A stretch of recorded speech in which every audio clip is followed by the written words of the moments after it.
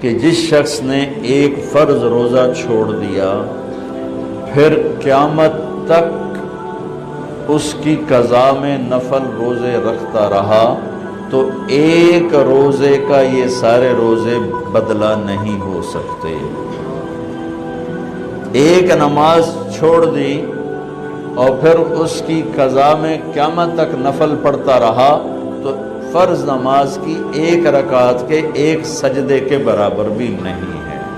فرض میں اتنی طاقت ہے تو اللہ کی رحمت کیسے متوجہ ہوتی ہے کہ رمضان کے مہینے میں اللہ فرماتے ہیں میرے محبوب کی امت ہے، ایک فرض کو 70 کے برابر کر دو، اور پھر فرماتے ہیں نفل کو فرضوں کے برابر کر دو، اور پھر فرماتے ہیں جو رات کو تراویح پڑھے گا، دن میں روزہ رکھے گا، آخری رات اسے ایسے دھو دوں گا، دھو کے پاک کر دوں گا کہ اس کے ذمے گناہ کا ایک ذرہ بھی باقی نہیں بچے گا، سب گناہ اللہ تعالیٰ اس کے معاف فرما دے گا۔ اور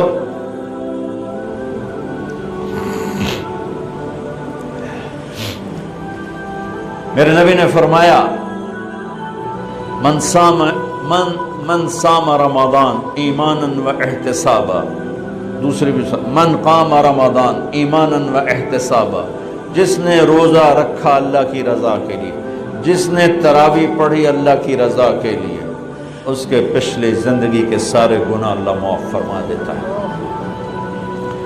رات کا قیام کسی امت کو نہیں ملا، دیکھو روزہ سخت تھا تو ان کا قیام اللیل نہیں تھا، چونکہ وہ اپنی کتاب پڑھ سکتے ہی نہیں تھے۔ رمضان میں اللہ نے آسمانی کتابیں اتاری، یکم رمضان کو ابراہیم علیہ السلام پر، 2 رمضان کو تورات موسیٰ علیہ السلام پر، 8 یا 6 رمضان کو عیسیٰ علیہ السلام اس پر، موسیٰ علیہ السلام پر، ان پر داؤد علیہ السلام پر زبور کو اتارا، اور 12 یا 18 رمضان کو عیسیٰ علیہ السلام پر انجیل کو اتارا، اور 21 رمضان کو اللہ تعالیٰ نے پیر کی رات لیلۃ القدر میں غار حرا کے اندر اللہ تعالیٰ نے اپنے محبوب پر کتاب کو اتارا۔ وہ کتابیں فل آ گئیں، لکھی لکھائیں، قرآن فل نہیں آیا، قرآن صرف ایک سورت کے 19 الفاظ آئے بس، اور پھر 23 برس میں قرآن اترا۔ کتنے انبیاء ایسے گزرے ہیں جن کے پاس جبریل زندگی میں ایک دفعہ آیا، زندگی میں جبریل ایک دفعہ، اور ایک سے لے کر آگے کوئی تعداد مقرر نہیں ہے، 100 دفعہ 200 دفعہ، لیکن آپ حیران ہوں گے ہمارے نبی پر جبریل 23 برس میں 24,000 دفعہ آئے، 24,000 دفعہ، جو ایک عجب العجائب ہے، عجب العجائب ہے۔ تو میرے بھائیوں، رات کی تراویح، دن کا روزہ، تراویح میں کیا ملنے والا ہے؟ میرے نبی کا فرمان ہے ہر سجدے پہ 1,500 نیکی، ہر سجدے پہ 1,500 نیکی۔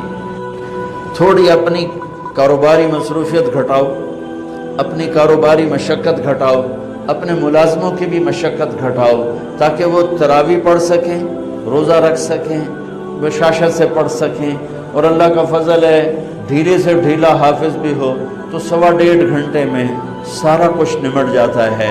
اتنی سی ہمت کرو میرے بھائیوں کہ افطاری میں تھوڑا کھاؤ۔ اگر تم پہلوانوں کی طرح شروع ہو گیا نا، پھر تو تم سے عشاء بھی نہیں پڑھی جائے گی، تراویح تم نے کیا پڑھنا۔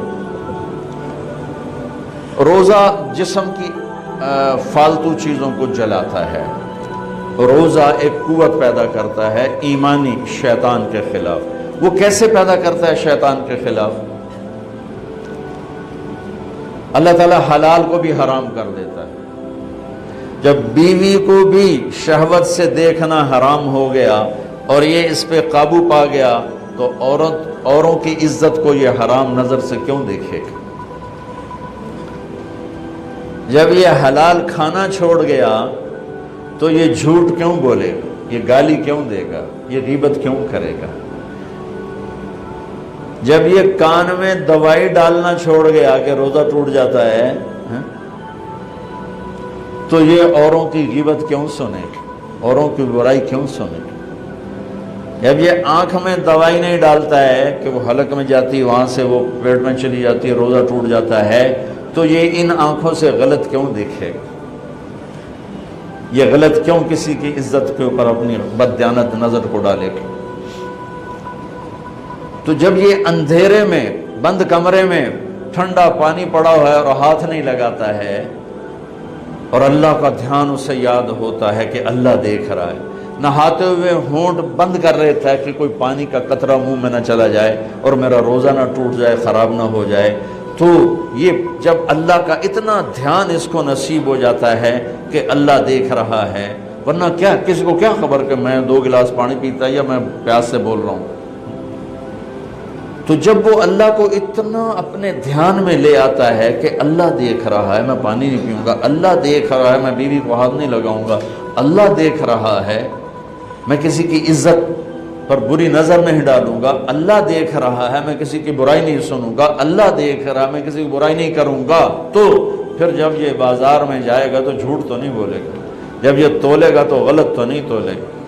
ہاں یہ الگ بات ہے، بہت سے مجھے ملے کہ بس رمضان میں جھوٹ چھوڑ دیتے ہیں، اس کے بعد پھر شروع ہو جائے گی، رمضان میں رشوت نہیں لیتا ہوں، اس کے بعد پھر شروع ہو جاتا ہے۔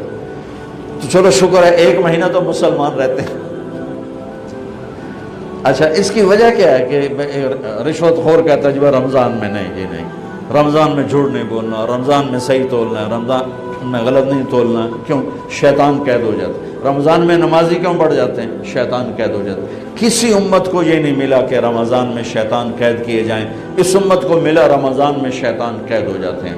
کسی امت کو یہ نہیں ملا کہ رمضان میں جہنم کے دروازے بند ہو جائیں، اس امت کو ملا ہے رمضان میں جہنم کے دروازے بند ہو جاتے ہیں، جنت کے دروازے کھل جاتے ہیں۔ کسی امت کو یہ نہیں ملا کہ ان کے لیے ہر مخلوق دعا کرے، رمضان کے مہینے میں اس امت کو یہ ملا ہے کہ ان کے روزہ رکھنے والوں کے لیے چونٹیاں بھی دعا کرتی، پرندے بھی دعا کرتے ہیں، مچھلیاں بھی دعا کرتی ہیں، ہوائیں دعا کرتی ہیں، ہر شے دعا کرتی ہے روزہ رکھنے والے کی، اس امت کو ملا۔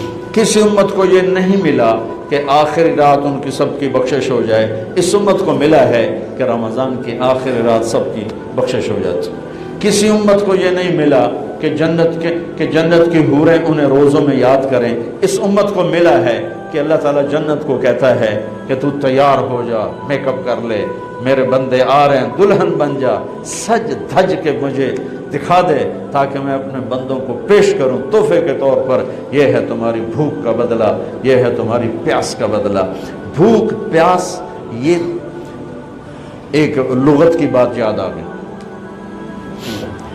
جس گھوڑے کو جنگ کے لیے تیار کیا جاتا تھا، جیسے آج بھی جن گھوڑوں کو ریس کے لیے تیار کرتے ہیں، انہیں تھوڑا کھلاتے ہیں، انہیں زیادہ بھگاتے ہیں۔ اور ہمارے بھی بچپن میں جب گھوڑوں کا دور تھا، ہمارے والد صاحب کے پاس ماشاءاللہ گھوڑے ہوتے تھے بڑے خوبصورت، تو ان گھوڑوں کو جب وہ تیار کرتے تھے سواری کے لیے تو پہلے ویسے ہی بھگا رہے ہوتے تھے۔ 2-4 جو ماہر لوگ تھے آج بھی میری نظروں میں آ گئے ہیں، اب تو سب قبروں میں چلے گئے، تو وہ گھوڑے کو بھگا رہے ہیں۔ میں کہتا ہے ایویں انہوں بجائی جاندے نے کی چھوٹے چھوٹے بالکل، اور پھر اس کے پیچھے نا ایک لکڑی وزن دار ڈال کے پھر اس کو خود اس لکڑی پہ بیٹھ کر پھر اس کو بھگا رہے ہیں۔ یہ کیا ہے رہے ہیں؟ اس کو سواری کے لیے تیار کر رہے ہیں۔ اگر پہلے دن ہی کاٹھی رکھ دو تو چاکے وہ مارے گا۔ تو جس گھوڑے کو جنگ کے لیے تیار کر دیا گیا ہو، یا آج کے دور میں سمجھ لو جس گھوڑے کو ریس کے لیے تیار کر دیا گیا ہو کہ یہ ریس کے لیے تیار ہے، اس کو کہتے ہیں خیل صائم، فرس صائم، روزے دار گھوڑا۔ روزے دار گھوڑے کا کیا مطلب ہے کہ یہ گھوڑا بھوک برداشت کر سکتا ہے، پیاس برداشت کر سکتا ہے، لمبی ریس کی تھکن برداشت کر سکتا ہے، دشمن سے بھڑ جائے تو تلواروں کی کاٹ برداشت کر سکتا ہے۔ اس کو خون بہتا بھی دکھایا جاتا تھا، گھوڑے کو خون بہتا دکھایا جاتا تھا، زخم لگا کے اوروں کو، جانوروں کو زخم لگا کے دکھایا جاتا تھا کہ اس کی آنکھ زخم دیکھے، خون دیکھے۔ ایک عرب شاعر کا شعر یاد آ گیا، یدعون عنتر والرماح كأنها اشتان بیر فی لبان الادهم ما زلت ارمیہم بغرۃ وجهه ولبانه حتى تسربل بالدم، کہ میں نے آج وہ کر کے دکھایا کہ دشمن کے خون سے میں نے بھی کپڑے پہنے اور دشمن کے خون سے میرے گھوڑے نے بھی کپڑے پہن لیے۔ یعنی دونوں ہم سرخ سرخ ہو گئے، خون آلود ہو گئے کہ میرا گھوڑا بھی سارے کا سارا پوری شلوار قمیض ہی اس نے خون کی پہن لی تھی، اس کو کہتے تھے خیل فرس صائم۔ تو یہ روزہ ہمیں جنگ کے لیے تیار کرتا ہے۔ کون سی جنگ؟ شیطان کے خلاف۔ اور دوسرا کہتے تھے سامت الریح، عرب میں ہواؤں کے جھکڑ بہت چلتے تھے، طوفان بہت آتے تھے، تو وہ اس میں بہت پریشان ہوتے تھے۔ ہمارے ہاں مئی میں بہت زیادہ آندھیاں چلتی تھی، جب درخت بہت ہوا تو درخت کاٹ کے رکھ دیے، درخت بہت ہوا، آندھیاں بہت چلتی تھی۔ اب تو بہت کم ہو گئی برائے، پھر بھی مئی میں کچھ نہ کچھ چلتی ہیں، تو جب وہ چلتی ہے تو ایک مصیبت بن جاتی ہے، تو جب وہ کھڑی ہوتی ہے تو سکھ کا سانس آتا ہے۔ تو جب وہ ہوا کے جھکڑ بند ہوتے تھے تو عرب کہتے تھے سامت الریح، شکر ہے ہوا نے روزہ رکھ لیا، یعنی ہوا تھم گئی، ہوا تھم گئی۔ اب اس کو یہاں فٹ کیسے کیا ہے علماء نے کہ انسان کے اندر نافرمانی کے جھکڑ چلتے ہیں، جھوٹ کے، ظلم کے، بدکاری کے، فحاشی کے، نشے کے، سستی کے، رشوت کے، بار بار نام لینے سے بھی طبیعت خراب ہوتی ہے، نافرمانی کے طوفان اٹھتے ہیں، طوفان اٹھتے ہیں۔ یہ کیا کرتا ہے؟ روزہ رکھتا ہے، نظر جھکاتا ہے، ہاتھ جھکاتا ہے، زبان پہ قابو پاتا ہے، شہوت پہ قابو پاتا ہے، حلال کو چھوڑ دیتا ہے۔ تو وہ پورا مہینہ جب اس پریکٹس سے گزرتا ہے کہ نظر کو بچاتا ہے، کانوں کو بچاتا ہے، زبان کو بچاتا ہے، حلال کھانے، حلال بیوی سے بچتا ہے، تو اللہ اس کے اندر شیطانی طوفانی ہواؤں سے ٹکر لینے کی طاقت پیدا کر لیتا ہے، اور یہ اس کے سامنے کھڑا ہو جاتا ہے، ڈٹ جاتا ہے۔ لیکن چونکہ ہمارا روزہ شکر ہے فرض جو رکھتے ہیں ان کو مبارک ہو، بہت مبارک ہو۔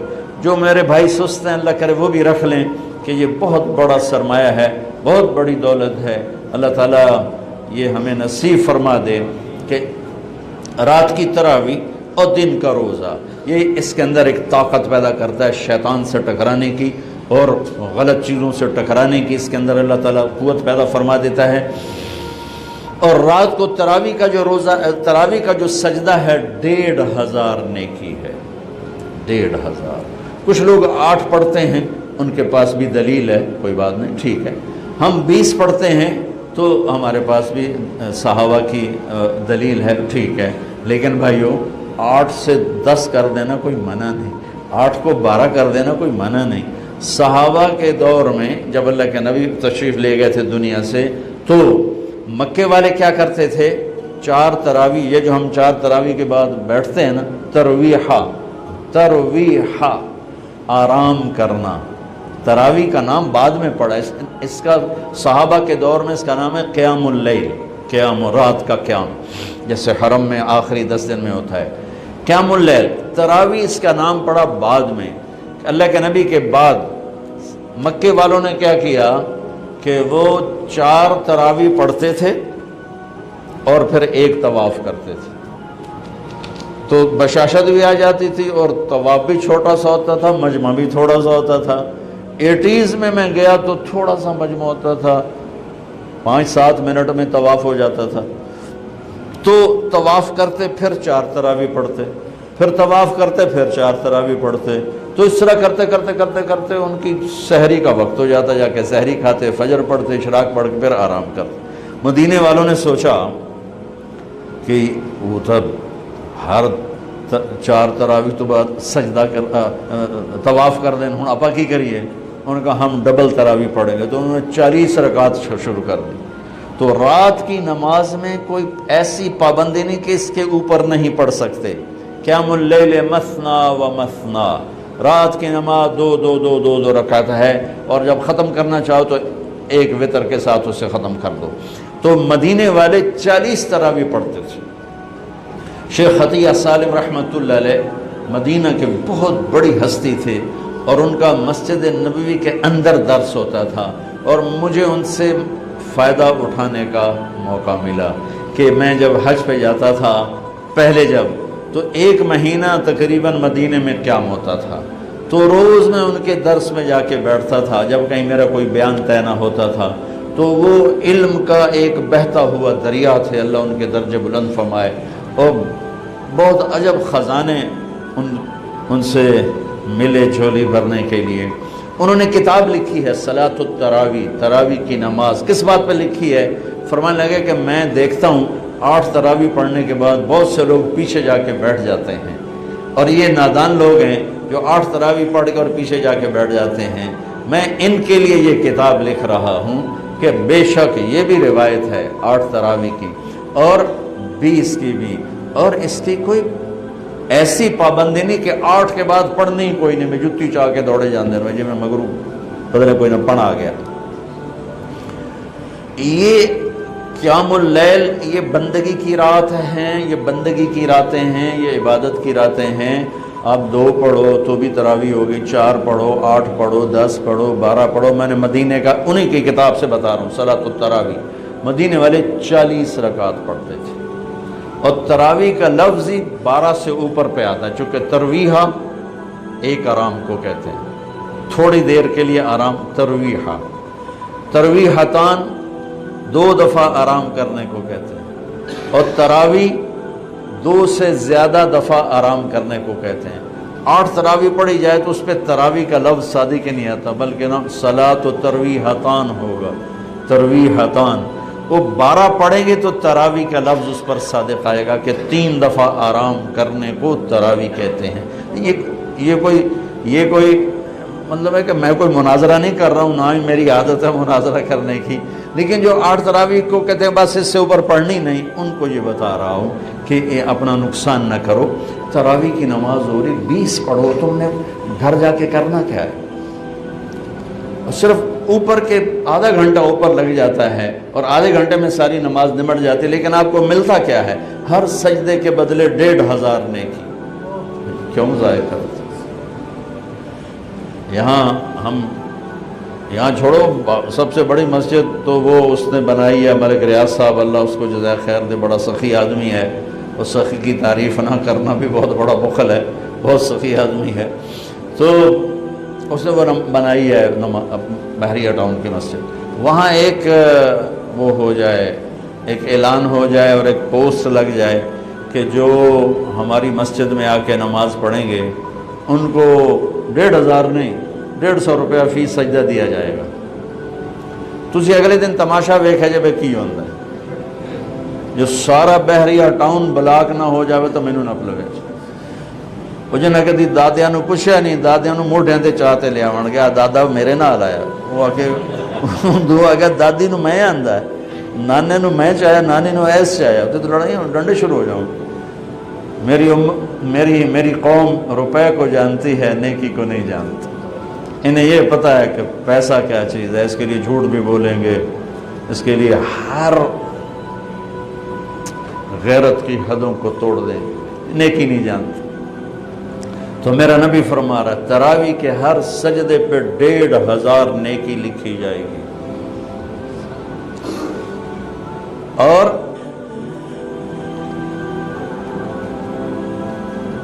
تراویح کے ہر سجدے پر جنت میں ایک گھر ملے گا جس کے 60,000 سونے چاندی کے دروازے ہوں گے۔ جس گھر دے 60,000 بو وہ تو فیصلہ بات تو ہی وڈا ہوئے گا، اور ہر تراویح کے سجدے کے بدلے میں ایک درخت لگے گا جنت میں جس کے نیچے 100 سال عربی گھوڑا دوڑ سکے۔ بھائیو کیوں نقصان کرتے؟ 8 پڑھو کوئی مسئلہ نہیں، 10 پڑھو کوئی، 12 پڑھو، 20 کی 40 پڑھو کوئی مسئلہ نہیں، کیونکہ اس میں شریعت نے کوئی رکاوٹ نہیں بنائی۔ یہ رات کی نماز ہے، میں نے آپ کو مدینے والوں کا عمل بتایا، مکے والوں کا عمل بتایا کہ وہ طواف کرتے تھے تراویح کے بعد طواف، اس سے یہ ترویحہ چلا ہے۔ اس کی یہ لفظ تراویح کا لفظ بعد میں آیا ہے، ورنہ اصل نام قیام اللیل ہے۔ لیکن یہ کہنا کہ تراویح کی نماز ہی کوئی نہیں ہے تو بہت بڑی حماقت اور بہت بڑی نادانی کی بات ہے۔ اللہ تعالیٰ پوری امت 1400 سال سے ایک عمل کو لے کے چلی آ رہی ہے، اسے یوں کہہ دینا کہ نماز ہی کوئی نہیں، اتنی دلیری بھی ٹھیک نہیں اور اتنی شدت بھی ٹھیک نہیں کہ کوئی تراویح پڑھنے نہیں آیا تو کفر تے ہی فتویٰ لا دو، تو کافر ہو گیا، مردود ہو گیا، پتہ نہیں کیا کیا کرتے رہتے ہیں ہمارے خطیب۔ ایک نوجوان کہنے لگا خطیبہ نے ساڑھے کولو ساڑھا رب بھی کھو لیا۔ میں اتنا حیران ہوا، کیوں ڈرا مار چھڑیا نے، سمتا لگتا ہے رب بس لتر چاہی کھلوتا ہے تو اس مارنا ہی مارنا۔ میں نے کہا سنو اللہ کے 99 نام ہیں. میں میرے ہر بیان میں تقریباً آج میں نے روزے کی بات کرنی تھی تو وہ مضمون روزے کے مطابق میں نے بولا اللہ کے 99 نام ہیں صفاتی. 99 کا مطلب یہ ہے کہ میرے نبی نے ایک روایت میں 99 نام گن کے سنائے کہ یہ اللہ کے ناموں میں سے نام ہیں. یہ نہیں کہ صرف 99. اللہ تو لامحدود ہے تو اس کی صفات لامحدود ہیں تو اس کے نام بھی لامحدود ہیں. میرے نبی نے کہا ان للہ 99 اسما، اللہ کے صفاتی ناموں میں سے یہ 99 نام ہیں.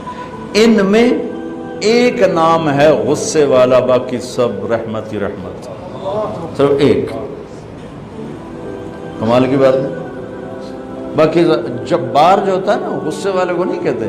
جو اللہ کا نام ہوتا ہے الجبار، العزیز الجبار المتکبر.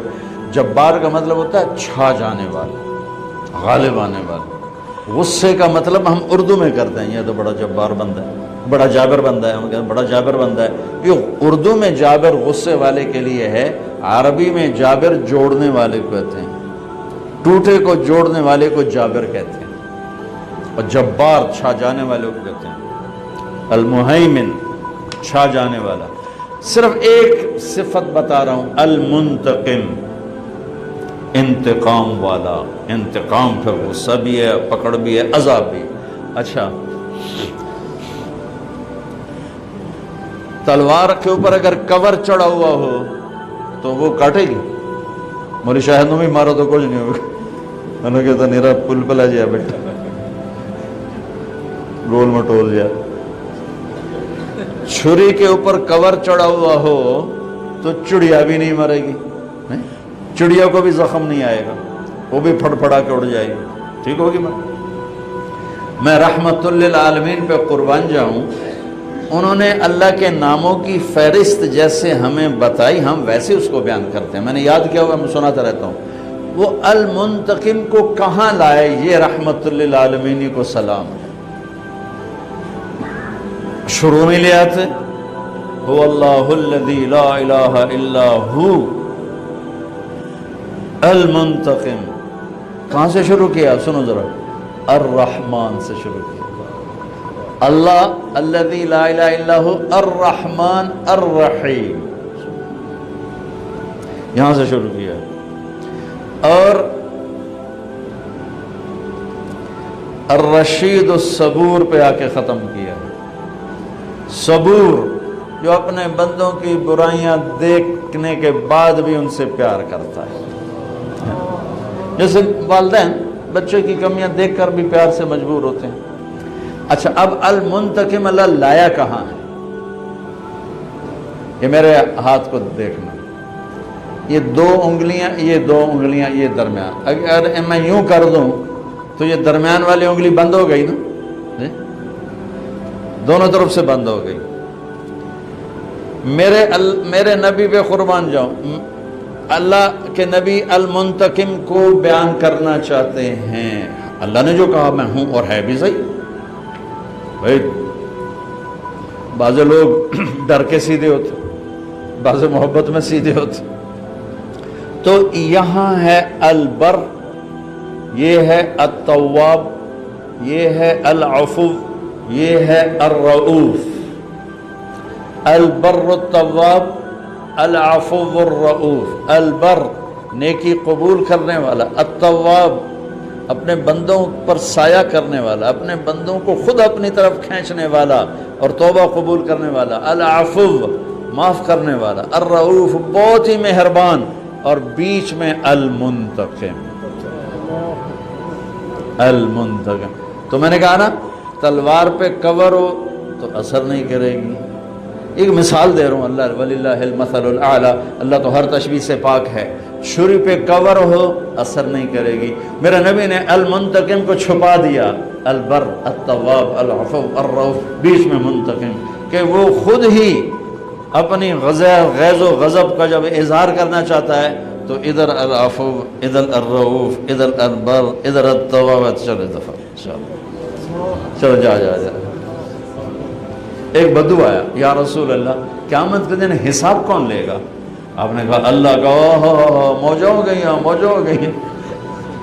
ہم نے کہا کیڑی گل دیا موجاں کہ سخی بادشاہ ناپ کے بھی چھڑ دیندا ہوندا ان الکریم اذا قدر عفا، ان الکریم اذا قدر عفا، سخی بادشاہ ناپ کے بھی چھڑ دیندا ہے، تو ایڈا بڑا بادشاہ ہے۔ تو بھائیو کچھ چیزیں آ گئیں، کچھ ابھی رمضان چلنا ہے، اعتکاف بھی رہ گیا ہے، صدقہ فطر بھی رہ گیا ہے، رمضان کے اعمال بھی رہ گئے ہیں۔ میں نے صرف روزے کو تھوڑا سا ہائی لائٹ کرنے کی کوشش کی۔ کوشش فرمائیں ہمارے روزے قبول ہوں، اور اس میں جو چیزیں اللہ کو پسند ہیں وہ کرتے جائیں گے تو انشاءاللہ روزہ قبول ہو جائے گا۔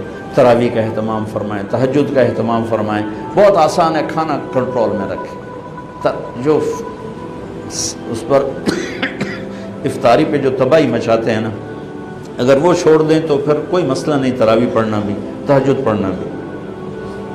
ہلکا سا کھائیں، تھوڑا سا کھائیں، کوئی فروٹ لے لیں، کوئی پکوڑا لے لیں، کوئی ایک آدھ کھجور لے لیں، 1 گلاس 1.5 گلاس سادہ پانی ٹھنڈا نہ ہو وہ پی لیں، اور نماز پڑھ کے چائے پی لیں، اور عشاء پڑھ کے تراویح پڑھ کے جو مرضی کھانا ہے کھا لیں، تو پھر انشاءاللہ آسان ہوگا۔